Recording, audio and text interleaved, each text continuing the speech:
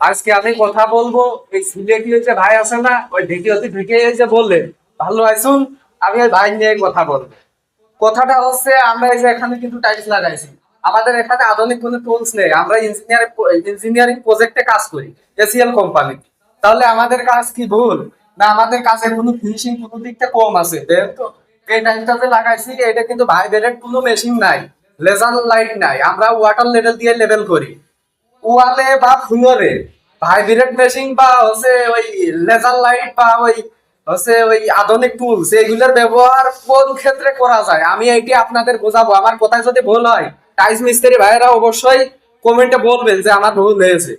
আমার কথা হচ্ছে এই ভাইব্রেট মেশিন আর হচ্ছে এই মাটাম ক্লিপ এটা ব্যবহার করে কিছু জানেন? কোয়ার্নিক্স দিয়ে যখন ওয়াল বা ফ্লোরে টাইলস লাগাই তখন যদি একটা টাইলস হচ্ছে একটা টাইলস ছাড়া বুক ডাউনও হয় 5 মিলি, ওইটা মাটাম ক্লিপ দিলে কি হয়? ওইটা গাম শুদ্ধ উপরে ওঠে, ওর নিচে কিন্তু ফাঁক থাকে না। আর এই যে এই এই ভাইয়ের ভিডিওটা দেখেন, এই মিস্ত্রি ভিডিওটাই যে কাজ করতেছে, এই যে 5 মিলি প্রায় 4 মিলি মতো ডাউন, ওইটা মাটাম ক্লিপ দিয়ে যে সার দিয়ে উইসো করলো, ওর নিচে বালুটা কি ওই মিস্ত্রি যে ঢুকাই দিয়ে আসবে? আপনারা আমার এই লজিকে আমার প্র্যাকটিক্যালে আমার এটা বুঝাই দেবেন।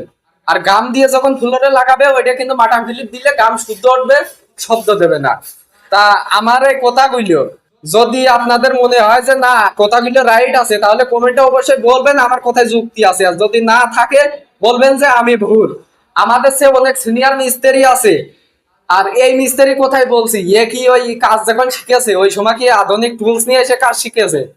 যতই ভাইব্রেট মেশিন দিয়ে টাইলস লাগাক না কেন প্লাস্টিকের হাতুর দিয়ে কিন্তু বাড়ি দেওয়া লাগবে যদি ঘোড়া বালু দিয়ে টাইলস লাগাই। আশা করি আমার কথাগুলো বুঝতে পারছেন।